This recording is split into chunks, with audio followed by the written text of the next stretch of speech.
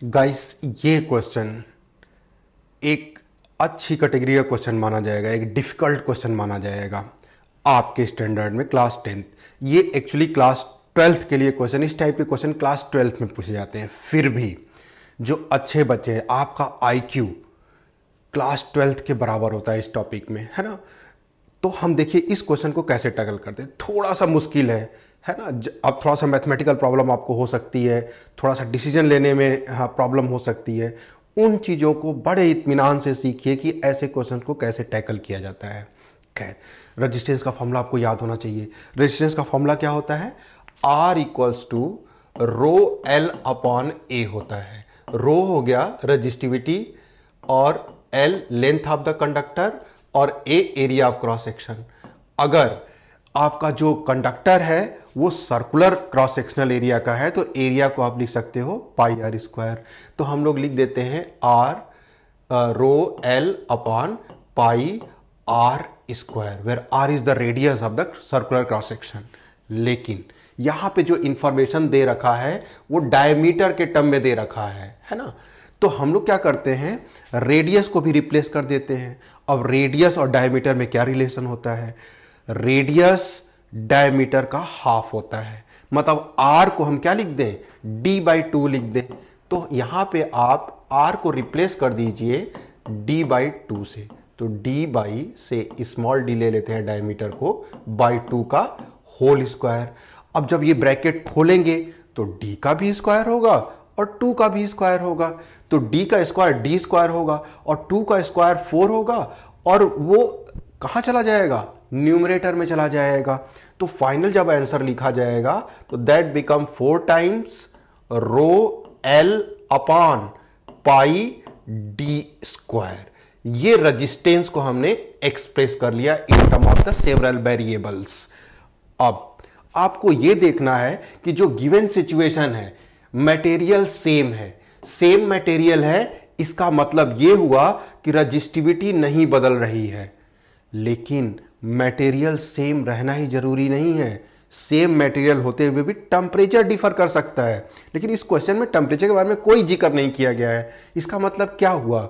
हम मान लेंगे बाय डिफॉल्ट टेम्परेचर का जिक्र नहीं है तो टेम्परेचर हमारे लिए रूम टेम्परेचर या आइडेंटिकल टेम्परेचर होगा। इसका मतलब कि टेम्परेचर हम लोग डिफॉल्ट मान लेंगे सेम है, क्योंकि क्वेश्चन में जिक्र नहीं किया गया है, ना तो डिफरेंशिएट क्रिएट करने की कोशिश करी गई है। खैर, इसका मतलब कि रो मैटर नहीं करता है, कांस्टेंट पैरामीटर है। 4 भी कांस्टेंट है, पाई तो कांस्टेंट है ही है। तो इतनी चीजें इन सिचुएशंस के लिए, चारों सिचुएशन के लिए आइडेंटिकल रहेंगी। क्या डिफर करेगा? L/d square. तो जिसका L/d स्क्वायर ज्यादा होगा उसका रेजिस्टेंस की वैल्यू ज्यादा होगी, जिसका L/d स्क्वायर कम होगा रेजिस्टेंस की वैल्यू क्या होगी? कम होगी। अब आपको 4 ऑप्शन दे रखे हैं with different diameter, different length. तो चारों के लिए हमें क्या करना पड़ेगा? इन्वेस्टिगेट करना पड़ेगा। पेशेंस चाहिए आपको। तो हम लोग चारों के लिए L/d स्क्वायर की वैल्यू निकाल लेते हैं, वो रेशियो कैलकुलेट कर लेते हैं। तो 4 कॉलम बना लेते हैं आपको समझने के लिए। तो हमने कहा कि यहां पे पहले वाले कॉलम में हम क्या दिखेंगे हम लोग कि हमारे पास डी डायमीटर कितना है, दूसरे में क्या लिखेंगे? लेंथ कितना है, और तीसरे में हमें L/d स्क्वायर चाहिए। तो हम यहां पे लिख देंगे L/d स्क्वायर, कैलकुलेट कर लेंगे।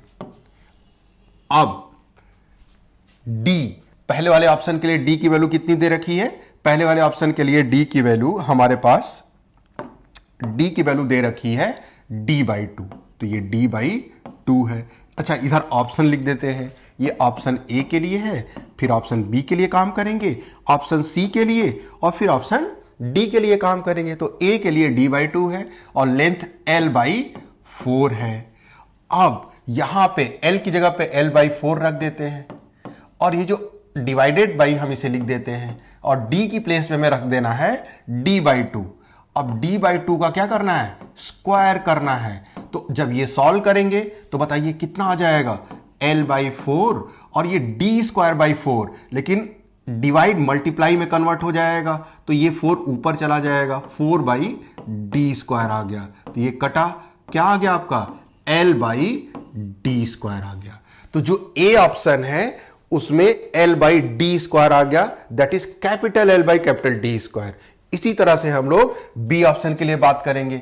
बी में डायमीटर d/4 दे रखा है, लेंथ 4l दे रखी है, तो यहां पे वैल्यू l की जगह पे रख देते हैं 4l, डिवाइडेड बाई d की जगह पे d/4 रखना है, तो d/4 का स्क्वायर कितना हो जाएगा, फिर ये मल्टीप्लाई में कन्वर्ट होगा, खैर 4l मल्टीप्लाई बाई 4 का स्क्वायर 16, पलट के न्यूमरेटर में बन जाएगा 16/d² नीचे आ जाएगा, तो 16 4 जा 64, तो ये 64 टाइम्स l/ क्या हो गया, d² हो गया।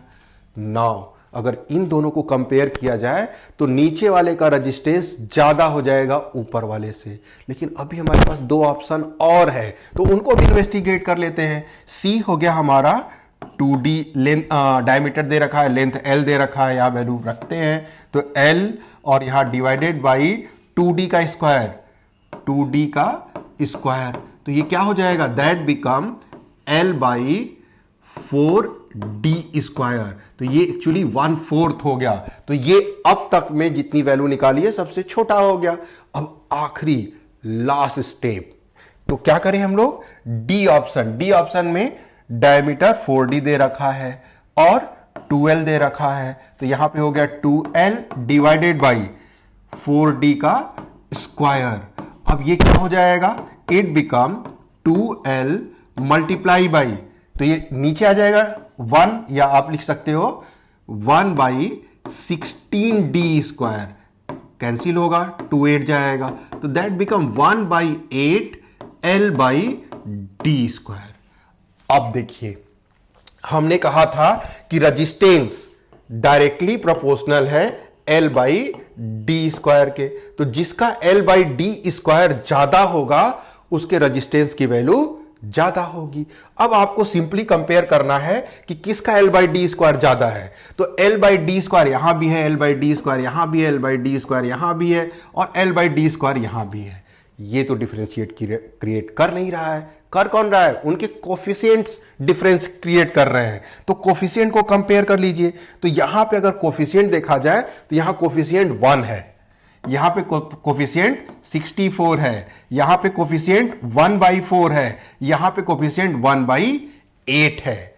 और अगर हम इनको इंक्रीजिंग ऑर्डर में लिखें, मतलब सबसे छोटा पहले लिखें, तो सबसे छोटा 1/8 हुआ, इसका मतलब 1/8 मींस d सबसे छोटा है, d हो गया सबसे छोटा हो गया।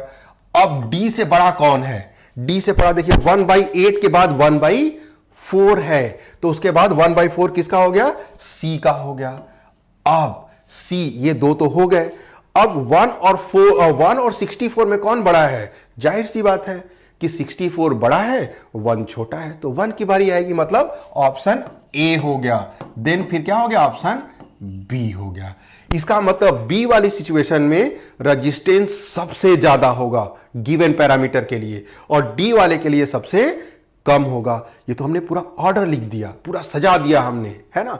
वैसे आप भी सिंपली कर सकते हो, थोड़ा टाइम लगेगा, हमने कहा कि ये क्वेश्चन थोड़ा सा डिफिकल्ट है। अब हमारे पास पूछा क्या गया है, पूछा गया in case of 4 wires same material resistance will be minimum बात करी गई है, तो मिनिमम किस वाले केस में है, डी वाले केस में है, तो ऑप्शन हमारा क्या हो गया, डी करेक्ट हो गया।